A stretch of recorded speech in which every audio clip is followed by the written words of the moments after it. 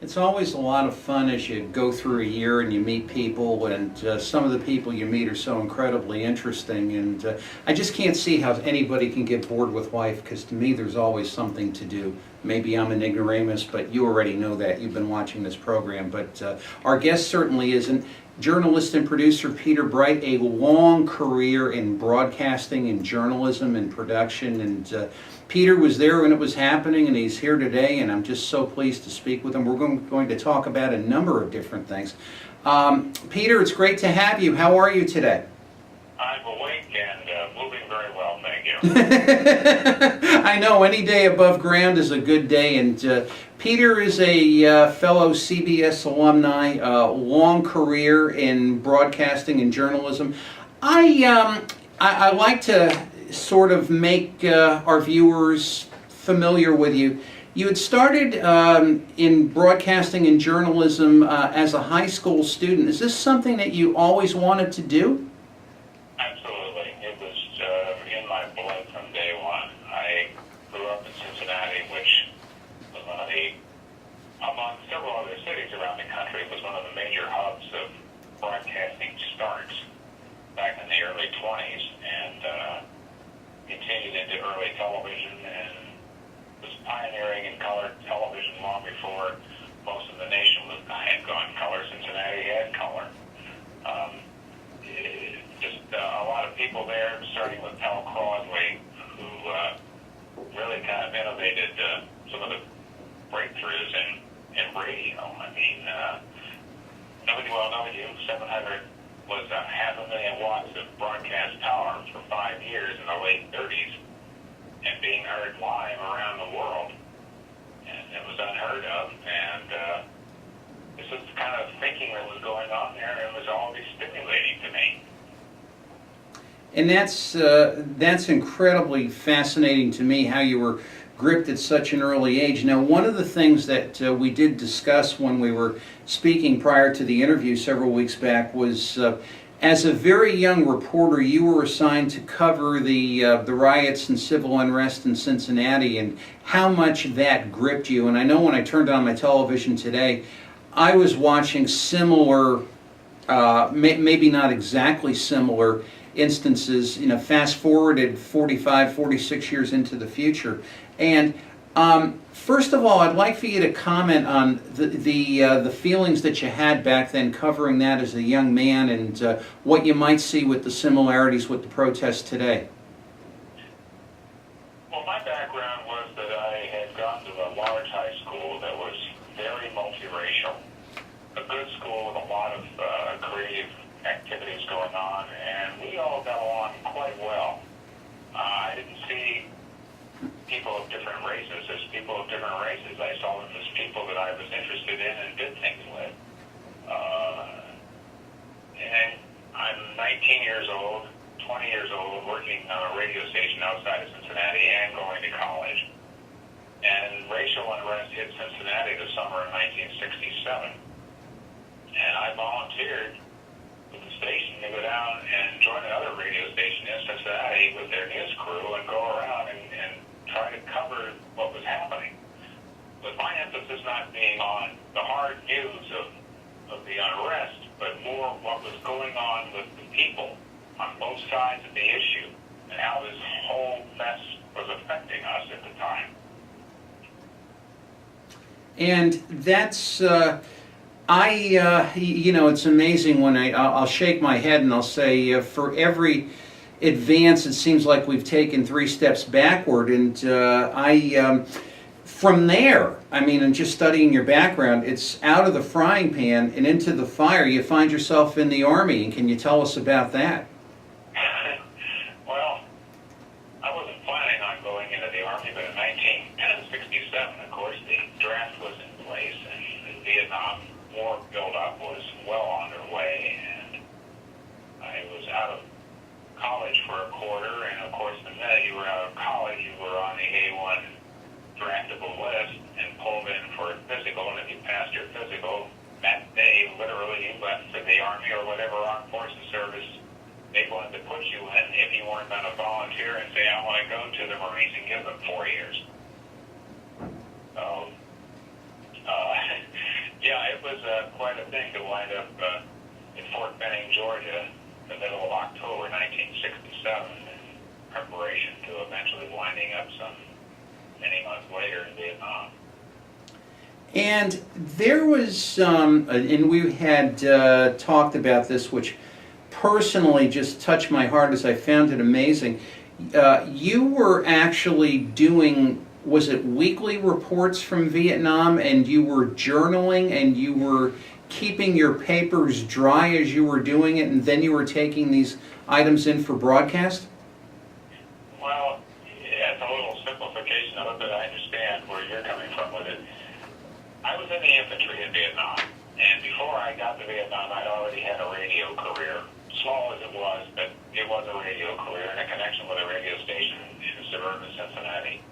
And I made a deal with them that if I could get audio tape reports back to them about how the war was affecting us there and what was going on back in the States was affecting us there, called Vietnam Periodical, because I didn't know when I would be able to record them. And at the time I left for Vietnam, I had no apparatus to record them on. My father found a really terrific battery-powered audio tape recorder that he sent to me over there after I'd been there a while. And when I had a chance to take the thoughts that were running around in my head from all that I was reading and experiencing and going through, I had a chance to jot down some notes on paper, but that's all I did. And then when I had a chance to go quietly somewhere and actually audio record them, I would do that and send the tapes back to WPFB, the station they aired on, and managed in 52 weeks to get 31 2 to 5 minute reports back. Again, they weren't on the actions, and I knew that if I did that, I would certainly be setting myself up for court-martial, because that's not what my job was there, and I was not to be doing that. I was not there as a reporter. I was there as a soldier, and took the opportunity to send back reflections of how the war was affecting us and what was going on back in the States was affecting us at the time. And we had the presidential election of 1968 while I was in Vietnam. And Richard Nixon wound up in the White House, and of course a lot of things changed. But I had to do that. It was just in my blood. And every spare moment I had when I wasn't out being an infantry soldier, trying to keep myself and my friends alive, I was recording and writing these 2 to 5 minute pieces. It's fascinating. Now, you have mentioned to me that these pieces do exist and you do have all of the audio to this day. Am I not mistaken? That is correct. And will this be part of a compilation at a later point in time? Well, let's say that if there's a demand for something like that because of some other things I'm about and come to fruition, and possibly, I mean, I've digitized all 31 reports, and they're good, they're bad, and they're ugly. You know, my perception of what was going on in the world, what was going on in Vietnam at the time, was obviously from a warped perception as a grunt infantry soldier. But it is an honest reflection of what myself and people around me were saying, thinking, and doing at the time. To me, it sounds like a message is that really does need to be heard. I find that incredible. I stand in admiration of you. Well, you come back from Vietnam and then you start hosting again locally in Cincinnati. And what I found very interesting is you were the man that gave birth to Jerry Springer. Could you tell us about that? Well, sort of. I gave birth to Jerry Springer. Jerry Springer gave birth to him. I was doing a radio talk show. I was doing a radio music show on what was then known as an underground FM rock station. Mm-hmm. But on Sunday night we had the talk show, and several of us would do that talk show from time to time. I did it. And one week I was doing a political discussion with some possible hopeful nominees for Cincinnati City Council. Now this is circa 1970, I guess, 70 or 71. And Jerry Springer was a local Cincinnatian and ran for council and was hoping to be a nominee at that point. And we're doing this talk show, and it was the first one I guess he had ever done. And at the end of it, we're off the air, and he pushes back to the desk, and his eyes are as wide as the bowl, and looks at me and says, "This is wonderful." And that was... I think he gave birth to his him. perception of broadcasting. He loved it. It's, yeah, it... You can blame me. I think that's a fascinating story, and I'm very thankful we were able to mention it. But one of the things, now, you are now the principal of Peter Bright Productions, and can you give us an overview of, you've had a long career of producing television shows and of course working as a journalist. Can you tell us the function and focus of Peter Bright Productions? Right now, Peter Bright Productions is basically in, shall we say, a rest. Mm-hmm. I've spent the last couple of years, I rewrote a movie script that I had written about Vietnam, a comedy drama, if you will. Not MASH-like, but sort of MASH-like. Some of it based on my experiences over there, and some of it, based on my creativity, shall we say. But I also, in the last 2 years, have written the first half of my autobiography. I'm saying first half because I'm going to put it out in 2 different pieces. Put the first half out, and I'll start working on the second half. And, I'm just a human being, and I've gone through a lifelong series of experiences, and I went ahead and wrote them down into a book. Anybody can do it. Anybody's got a collection of their life experiences, and if they take the time and organize them, sit down and start writing them, and then, refine the writing as you go along. I don't know, some people that have read it have been very positive about it. And I'm right now looking for a publisher. Right, and we had that discussion. Your commitment to the level of work which you have brought for so many years and what you've had for so many years. I was reading last night, and this is a page that really made an impression on me, in your materials of your broadcast news philosophy. And what I did in preparing for this interview, everybody has, at least if you're, my generation or baby boomer, certain events that perhaps shaped you or perhaps gripped you that were in the hands of the media. When I was 8 years old, our President John F. Kennedy was assassinated. I remember that day probably better than I remember a day that happened a year ago. When I was a young man, Ronald Reagan was assassinated. I remember that day very well. Of course, Ronald Reagan lived. Attempted assassination. Attempted, right. Thank you. What got me, and I've looked at every single tape. They're all out on the internet. There's a gentleman called David Von Peen who has done a marvelous work of all of the hours of the CBS, NBC, and ABC broadcasts. And to me, it was just, given the technology at the time, great restraint on the part of all of the people there who were called into perhaps the worst day of their lives, who really didn't get anything out on the air until they were absolutely sure, and they were trying like anything to get the proper information. Fast forward 18 years to the future, and Frank Reynolds, actually at ABC, whom I used to love, when I was watching it last night and becoming more reacquainted with it, the story changed about at least 4 or 5 times, and that's not without exaggeration. In your biography or in your promotional materials, you say to me it is the responsibility of the journalist to get things exactly right and not to broadcast anything until they are sure that they are absolutely right. I want to just isolate for a moment here Frank Reynolds, who appeared to be going a mile a minute just to keep interest in his particular broadcast, had to keep correcting himself, became incredibly frustrated at one point, yelling at the people in his newsroom. And you, as a professional journalist, I'm not sure exactly where you were that day. I know you'll tell us.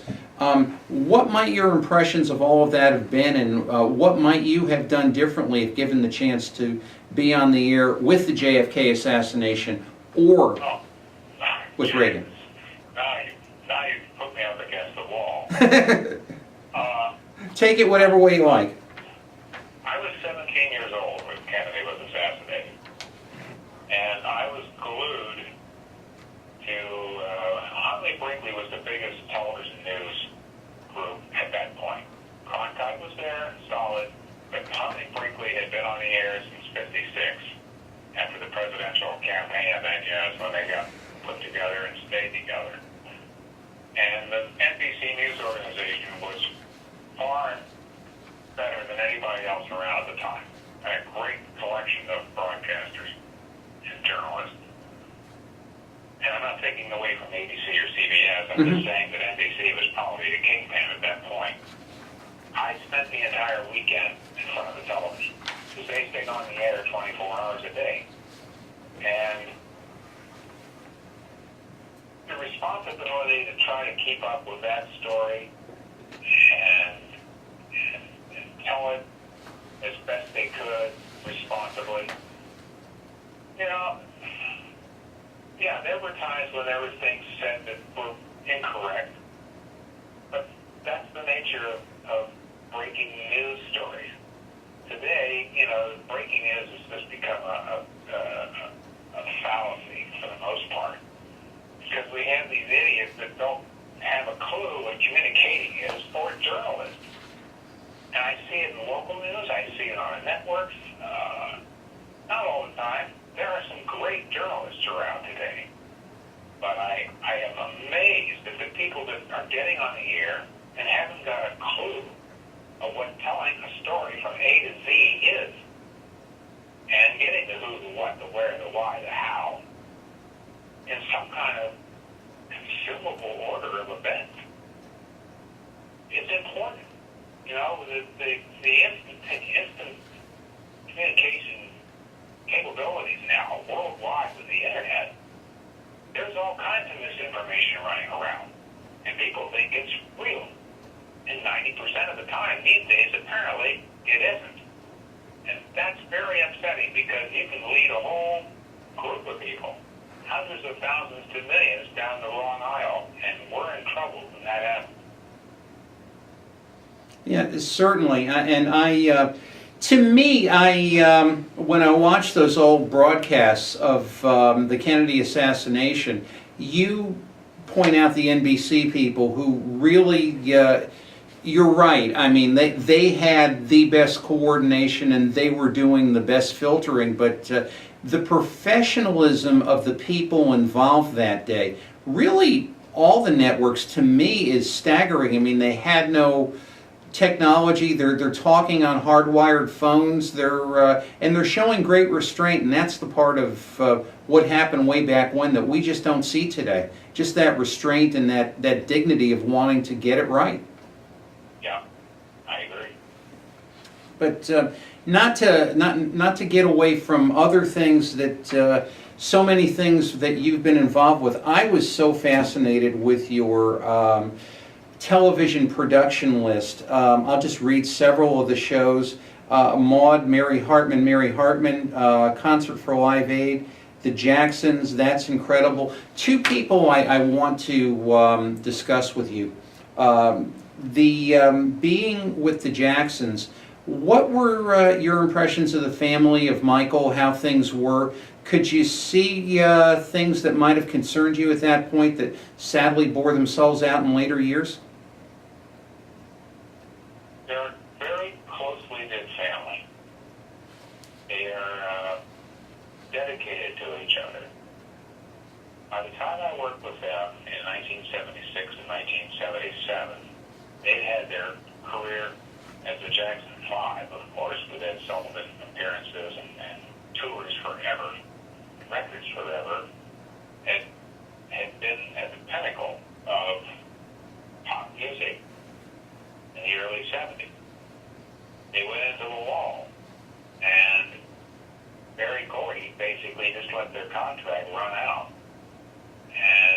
CBS came along and offered them a deal.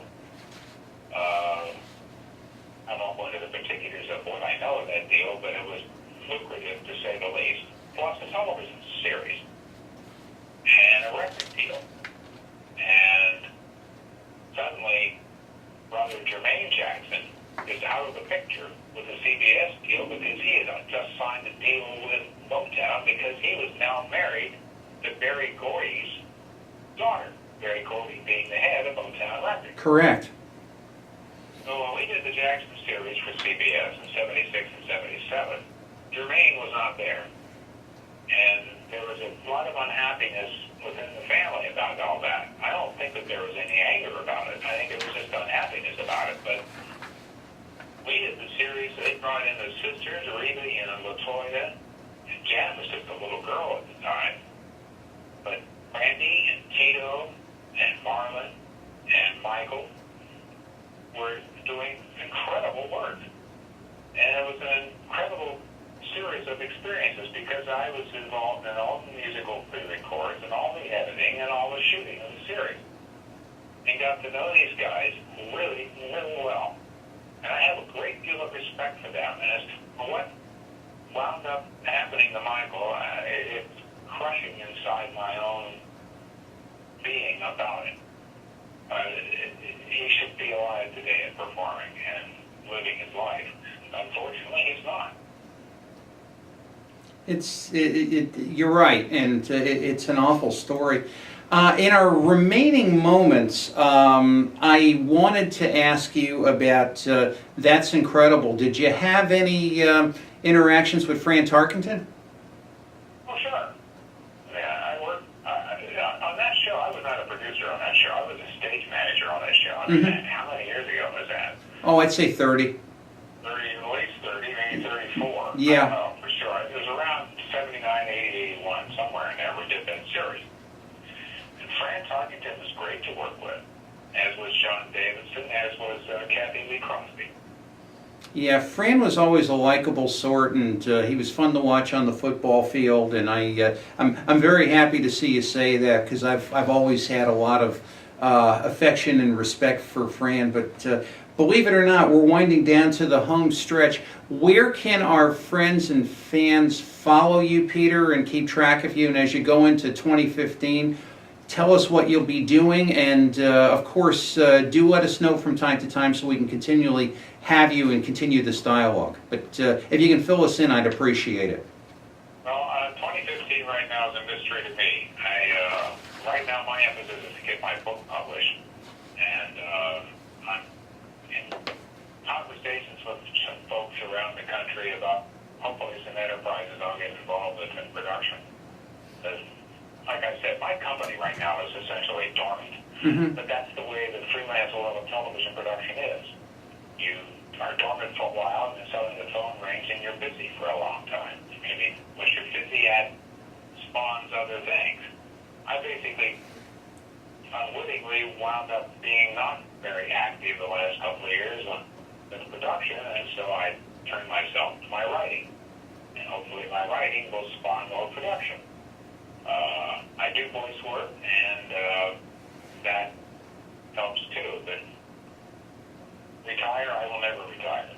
I'm one of those, I will die with my boots on, and that's just fine with me, and I'll probably be in 20 or 30 years because my energy is really high, and I got a lot of things yet that I want to do. I know, it's like we can't get our lives long enough to get our arms around everything we want to do, and you're preaching to the choir here. I'm the youngest child of a father that worked in Broadway shows, so I know what it's like when the show closes and when it opens, so I can relate rather well. Peter, our time is up. Thank you so much for being with us, and do keep in touch, and we'll continue to chat during 2015. We're really honored today. Thank you. Thank you, Tony. Take care. And that was Peter Bright of Peter Bright Productions, and we're coming back with a few retromercials. Put these things under your tree if you can find them. Tony DeAngelo here in Connecticut Morning, winding out the year very soon. See you after the break.